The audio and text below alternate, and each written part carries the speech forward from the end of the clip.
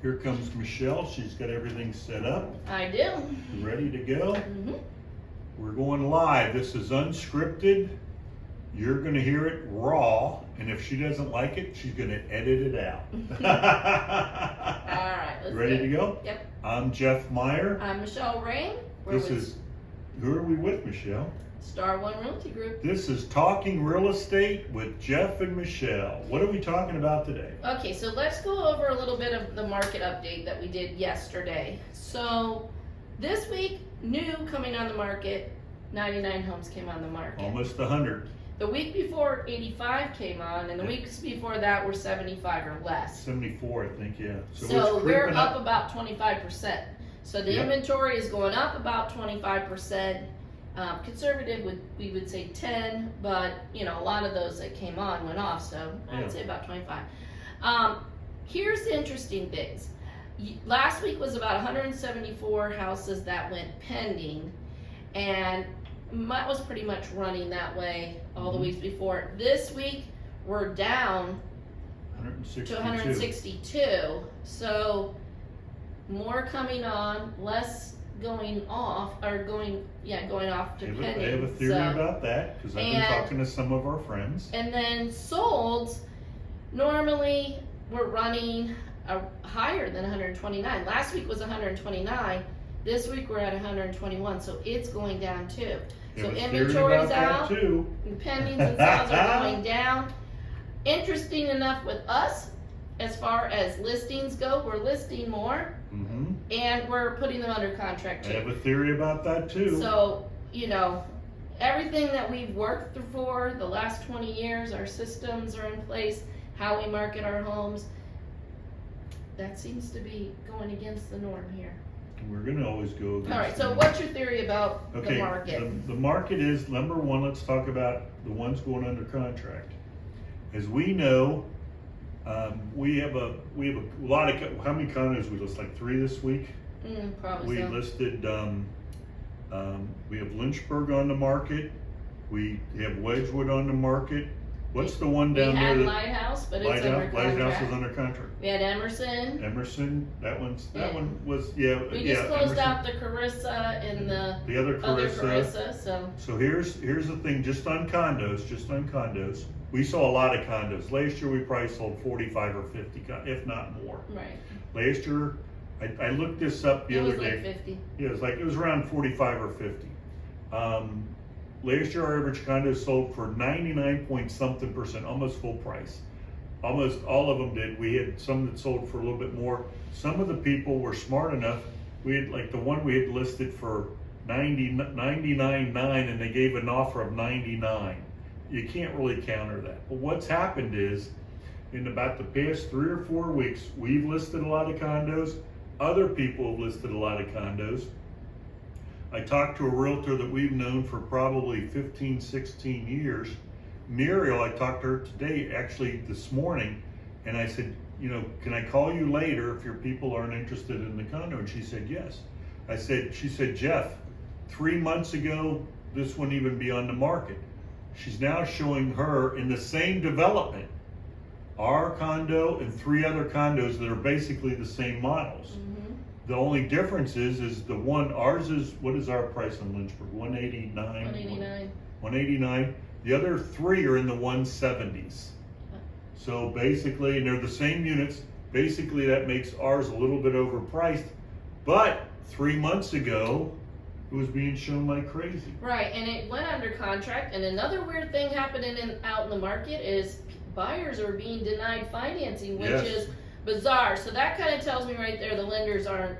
They're tightening up. Well, no, they're not doing their job in the beginning. I mean, and that one was what, like a couple days before we closed? Yeah, right before we closed. Because everybody's saying, why didn't it close? Why didn't it close? And I said, because the buyer was denied financing. Well, didn't you know that? He was okay the week before. Right, and then all of a sudden whatever, it happened. And that's like a new thing that's going on with the market. And now, then let's talk about the one that we just listed on San Salvador.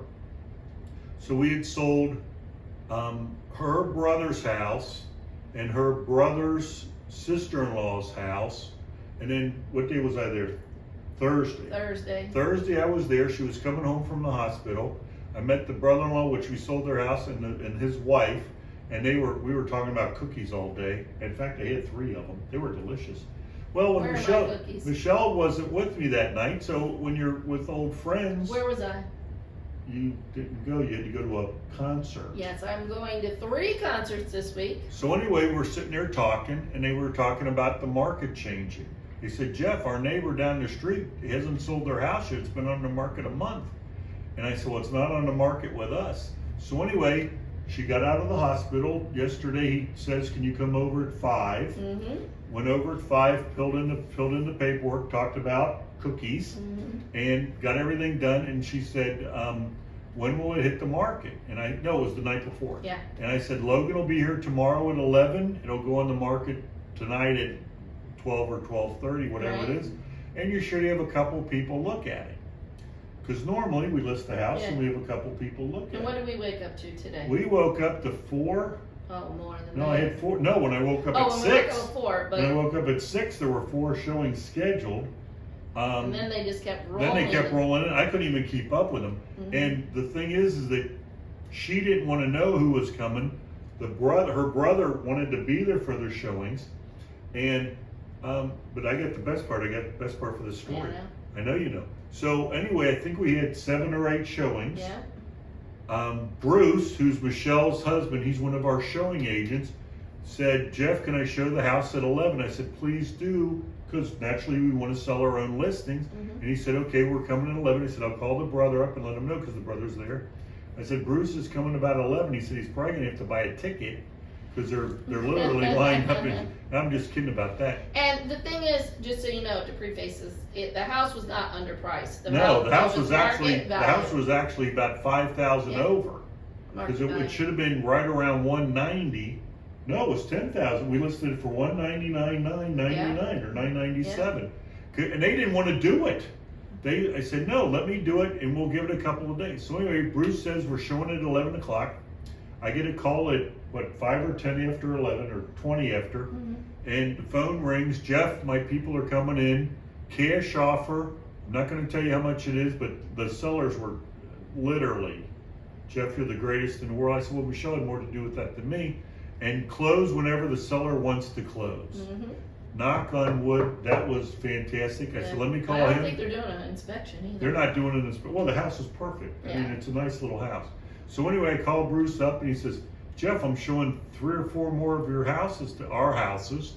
Today, I won't be able to write up the contract till 4 or 5 o'clock. And he said, I'm going to have Michelle do it. Why? Who are you going to go see tonight, Michelle? Slash. Yes, Slash. So that leaves me doing all the work again. This week for concerts, let's see, we started out with Richard Marx. Go back to Friday. Remember, Friday? Saturday was the super Saturday day, remember? You went to a concert Friday night. Who did you see? Or did you go Saturday? You went to see somebody. Because Monday we went and saw Richard Marx. And he did an acoustic concert. That was awesome. Anyone like Richard Marx, go see it. He's been doing the same type of acoustic thing, but he was so funny. It was like his 2nd concert since the pandemic. So he was just hysterical. And I'll tell you what I loved about him. If you ever go to these concerts, they go, please don't video, they don't take pictures, Right. we still do it. Anyways, he goes, everyone take my picture and video. That's why I became a rock star. That's right. So he gave us the green light in there. So then we moved, after that we went to Lords of 52, which is the 3 original members from the Billy Joel band, the drummer, the saxophone player, and the guitar player. But the piano player guy, he was He's only been with them for 15 years, so it doesn't count. No, he's young. 15 years ago, he was probably still in high school. Oh, I forgot that. Right. But anyways, and then tonight, we're going to go see Slash. Now, we don't know what to expect from Slash. I don't even think. But Slash did play for Michael Jackson, so he can't be all that bad. I'm going to be watching his fingers. He's going to have 10 or 15 songs that you're absolutely going to love. I think it's going to be. Remember when we went to see Whitesnake? That was earplugs when we were way in the back. Yeah, that was a wild crowd. And that I think it's going to be the same people. Yeah, that was a wild. And then when we saw, we went to see, who was the guy with the hat that we really liked? I went with you on your birthday. You went with. Okay, We yes, went on that's my right. 2 birthday. weeks ago, we went and saw Michael, Brett- Brett Michaels. Brett Michael. Oh from my gosh. Poison. That was the He band can before. dance. He was dancing. He had his hats. He had his beret. What's it called? Remember the over the headband? Oh yeah, his bandana. He had all that. And where were we? Third row, I think. Mm-hmm. We were in the third row at the end. Oh my gosh, the best seats in the world. I don't know how much you paid for them, but thank you very much. You're welcome. And we had the best time. But if you didn't have earplugs in, Well, Warrant opened for them. yeah, Warrant and they was were so loud. They were very loud, but they were And they did the fundraisers for run for 50 legs, which is for amputees, people who were in the war basically who the lost service their people limbs. who lost a leg or an arm or whatever. Yep. And they raised, I don't remember what he said, but it was 3 times the amount that they were expecting to raise. I know at the break it was like $13,000. Right, and then it was, So. and then they were auctioning off either his guitar or something Yeah, his at the guitar. end. Yep, his When- guitar. And they were Hulk Hogan was there. I love Hulk Hogan. Yeah, he was there. Michelle will tell you. I just think My dad actually knew Hulk Hogan. I met him once at the airport. I think that Hulk Hogan is the best entertainment of all time. I mean, he was in what, Rocky 1 or 2, and remember that he lifted up and meatball. Yep. And but anyway, that concert you had to have earplugs in, and I loved every minute of it. And then they had the intermission, and then Right. Michaels came in. But that didn't have anything to do with real estate, does it? Well, But we got to go. Well, here's the thing: if you're moving here or you've lived here, and maybe you don't know what there is to do around here, Ruth Eckerd Hall, the Capitol. It took us an hour and 45 minutes to go over to the Camping World Auditorium. That's where we saw Billy Joel about 2-3 weeks ago. We saw those Rolling Stones over at where the Bucks play. What's the name of their stadium? I'm thinking.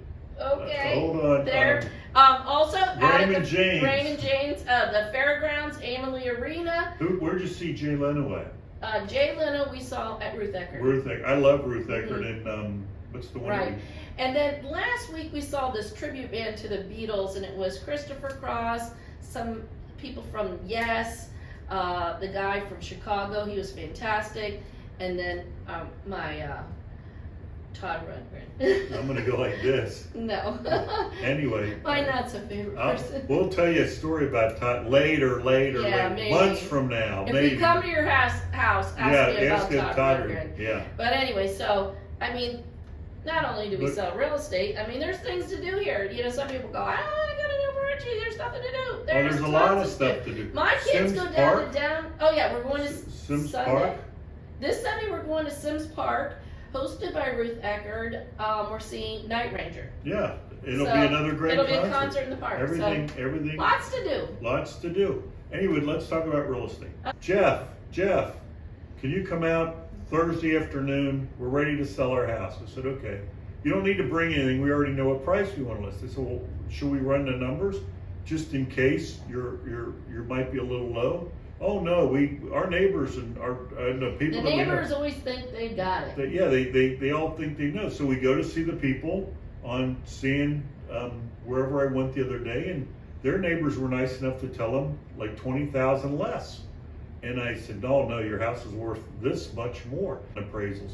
Who else? Today, I'll tell you what I did today for 1 hour is. Yes, this is a cute story. Rule. So let's say you have not unrepaired. Let's say you have a repaired sinkhole, and it really doesn't have. It really isn't that much less, but I didn't really know how it works. So, I was talking to one of the appraisers out there, and we're talking about things. She's saying, Michelle, I need some help with some comps. He talks to appraisers all the time because we have to fight appraisals. Right. Why do we fight appraisals?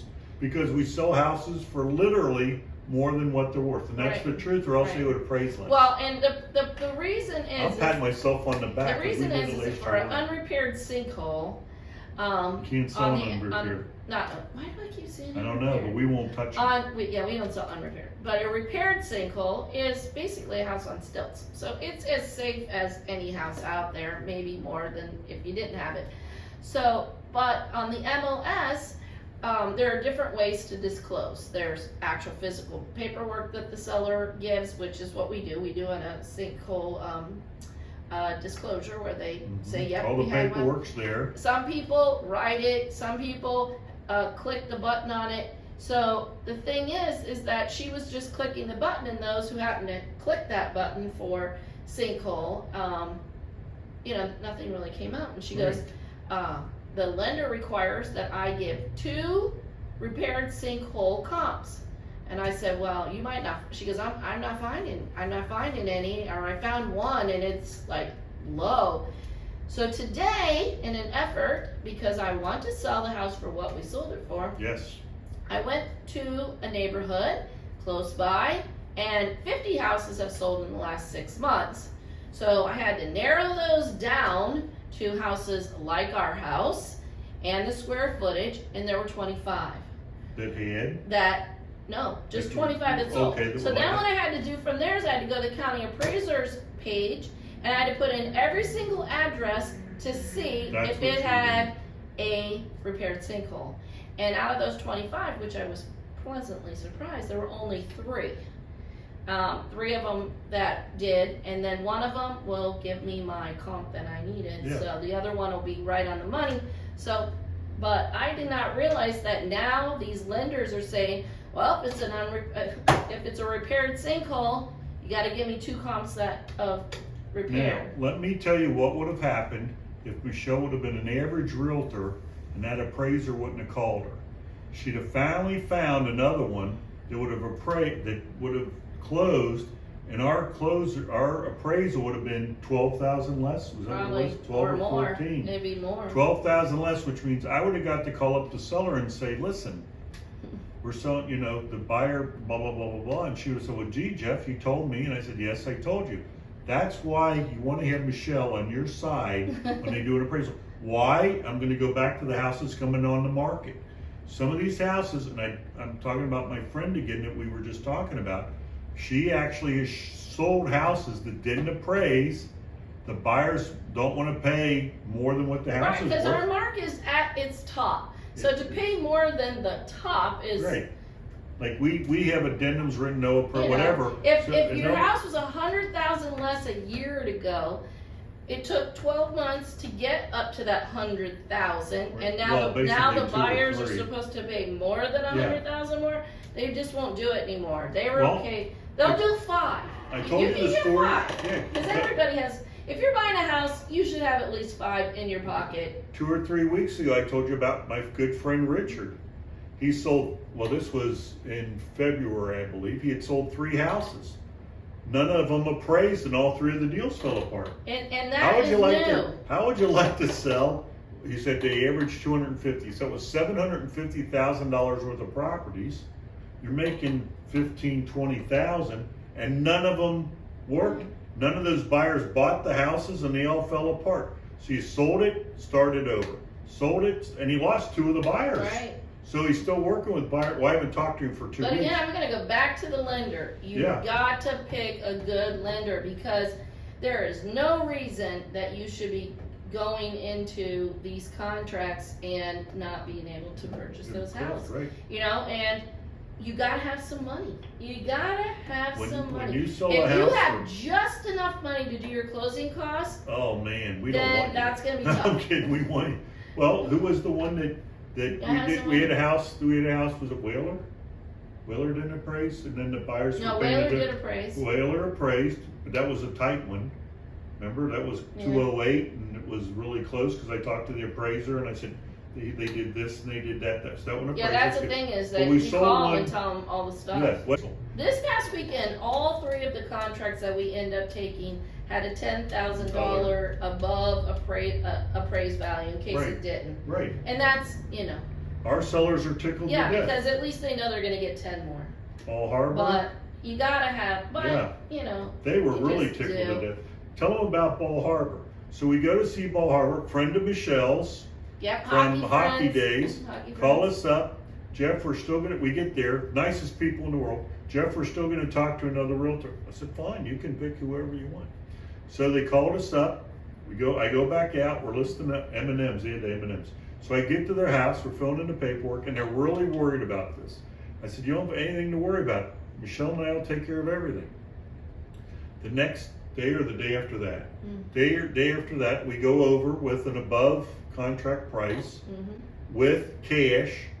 No, it was financing. It's financing. It's financing. They want to close June the 2nd. What day are we closing, Michelle? We're closing June the 2nd. But I'll tell the story. They actually have a post occupancy on it. I want to tell everyone about that. We'll tell them about that in a minute. They have a post occupancy, which basically says they're going to keep the house in the same condition. Now we're basically April the 1st. Yeah, so they get to stay all of April, all of May. So they get to stay 60 days because we're closing because the lender and the buyers have to close or they lose their rate, and the rate goes up quarter percent, which is not much on the first month. But when you look at it over 10, 15, 20 years, it's thousands and thousands of dollars. Right. And just so you know, so here's another thing that's come up in this market, and maybe some people have run into it, maybe they haven't, but let's just say you want to close in 60 days or what have you, and that's usually, and that's fine. I mean, people do that all the time, especially where we are. But here's the thing. The lenders now are allowed to do a 30-day lock. So they get their paper, they have 30 days to keep that rate without it changing. So if you're doing a 60-day lock and the lender comes back and tells 60-day close. 60-day close, I'm sorry. The lender comes back and says you have to close it in X amount of time or you're going to lose your rate, which a 0.25%, that's a good chunk of change. That's a big chunk of change. You might have to do a post occupancy, right, which or a lease back, or something like that. We did a lot of them. We did one last week, but they're not. Yeah, we're doing it this week, and that's just because you want to stay. Everybody wants to be protected, right? You want to stay, but the buyers they don't want to pay so much more every month for 30 years. Right. So, you just kind of have to, there's always a way to work things out. And we seem to. Yeah. Like we did a lease back last week because that person hadn't found a house yet. So what they did was they closed it so they could lock their rate, and then she just stays paying rent until she finds a house. End of April. Because the market, the way it is, there's not a lot of houses. There's not a lot of houses. So that's we found her the house. Yep, we did. We did find her one, so you only have to rent for a month. So, if you have to sell to move, you might be able to find that buyer who will let you lease that house until you find something. Or if you just need to stay a little longer, and the reason why is this is the last time in Florida, they had their tickets, so they're just staying till April. About a month. We're going to close it in May, and then it's only really just a month. We had, what year was that? Remember, we had like 2 houses in the estates. They wanted to list their house in like February, and I said, why? Well, we want to stay until April. I said, well, why don't we list them now, sell them now, have you have a post occupancy, which is basically a piece of paper, or the one I'm getting signed later today is 2 pieces of paper, which says they get to stay until, they both want to stay until, I think, April or May, let's say. Oh, we can do that? I said, yeah. The only buyers that are going to come and look at your house are the ones that know you want to stay. And it works. We do it all the time. Well, not all the time. We probably do it. When it's necessary. Right now we're doing it 1, 2, when it's necessary. 3. We got 4, I think. Right. So anybody who's like getting their pre-approval and everything right now, they're already at that 0.25%. They're already locked in. They're already at the 0.25%. So but it's the not Fed, going to affect the Fed them. raised But it's going to affect the people who've been looking for 6 months, and you had your pre-approval from 6 months ago, and they lock it. But once that time is up, the prices go. So I got to tell you, where did this come from, Michelle? Always Jeopardy with Jeff. Okay, so one of our clients says, Jeff. Who is that? Here, that was the people on the corner. Remember with the houseboat? I love their houseboat. They just moved. I can't remember the house. Remember we sat at the table? I sat over there, and then I said, ooh, I like that cup. And they gave it to us. Remember they moved to Indiana or somewhere? Lakeside? Oh, yes, it was Lakeside. Oh, my gosh. No, they Do moved, you guys see what I do? They moved to Tennessee. Oh, well, then I was wrong. But they have a houseboat in Tennessee. 40 That's right, footer, the 30 lake. They on the lake, they whatever have lake. it docked on the lake. Oh my God, this houseboat, we're looking at pictures. We spent more time looking at pictures than we did talking about their house. Well, I mean, And we sold their house for over full we price had been too. there before, Yeah. and then when they were ready to go, then They called that's us it. up. So if you're curious about how much your house is worth, it doesn't cost anything. Just ask us. We'll come out, come see your house, go over the data, and then when you're ready to We go, leave you stuff in a nice folder, and when you're ready to go, you just call us. We come back. how long were you normally there? 15, 20 The minutes? second time for the listing part's about 10, 15 Yeah, minutes. sometimes I leave the car running. And then we have the photographer come out, the transaction manager. We get Yep. everything ready, and within a couple days, It hits you're on the the market, and then we send it out to our client base, Yeah. which is, how many's in our client base? Almost 6,000? we're almost at 6. We're at 59, 88 or something? 5,985. That's a something lot like of that. people A who lot of who people. signed up to be on the website. That's why if you look at these videos, you only see that we have 37 views or 57 views. My favorite one down at the bottom is Life of a Listing. I think it has what, you're getting up and leaving me? I need a piece of paper. Life of a Listing with Zach. That's one of our favorite ones. We shot that a couple years ago. And the lady in it was a broker. I'm not going to mention what company. She owned a real estate company and called us. But yeah, you'll see where we have 100 views, 170 views. But we have 5,000, how many? 985 people that actually get the video and look at it. Yep. Or So if you people just go- go on our website, West Yeah. Pasco Homes, JeffandMichelle.com. And people go, well, how do you sell your houses faster? Which we do. Our average house sells faster than the others. And if you look at all of them that close, ours are 3 or 4 days faster, and they're I think right now we're 1.3 or 1.2% higher than the average. There's always a couple realtors that sell for full price. We sell a lot of ours for full price. Well, you know. But that's why you only see that there's 22 people that looked at the one where what house was it that you put up where Logan went out to take the lockbox off and shut the quick video because the sign was still Shell Point. Logan goes up to Shell Point.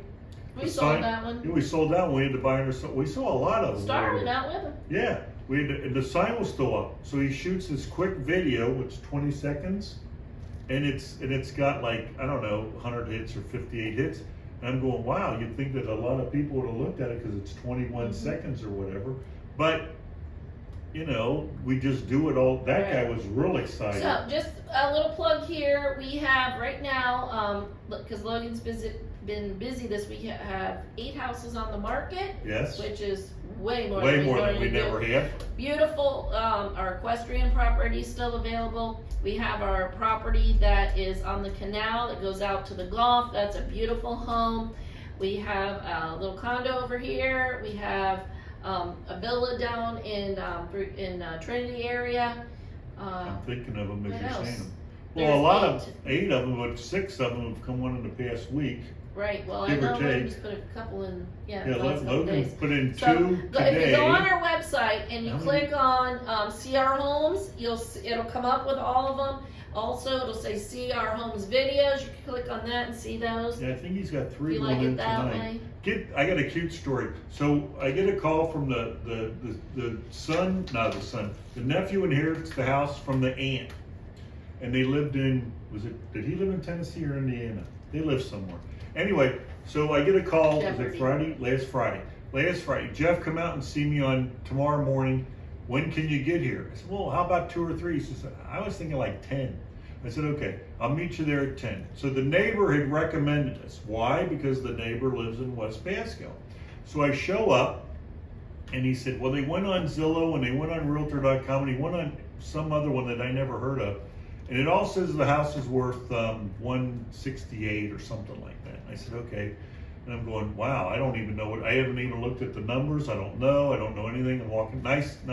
He's 30 years old, so I called him a kid. And his name was Jesse. Nicest, what a great kid. He's got the U-Haul out front. So we're walking in, and I'm going, okay. He says, I'm ready to sign. The neighbor told me who you are. That's all I need to know. And I said, well, let's figure out what we want to list the house at. He goes, well, Zillow told me it's worth 168. Realtor.com, which we really like, says like 172. And some other ones said like 170. So like 170 something. And I'm going, no, I'm thinking like almost 200 as I'm walking around because, I'm here. And I'm thinking, wow, maybe Logan, who does our CMA, is off.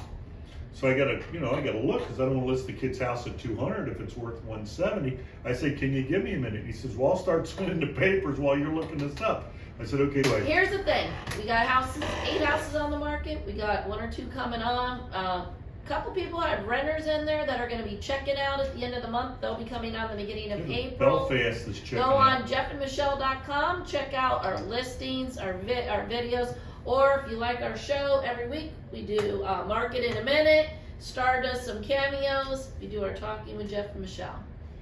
So Jeff, take it away. Take it away. All right, this is Jeff Meyer, Michelle Rain, we're with Star One, and we'll catch you next week.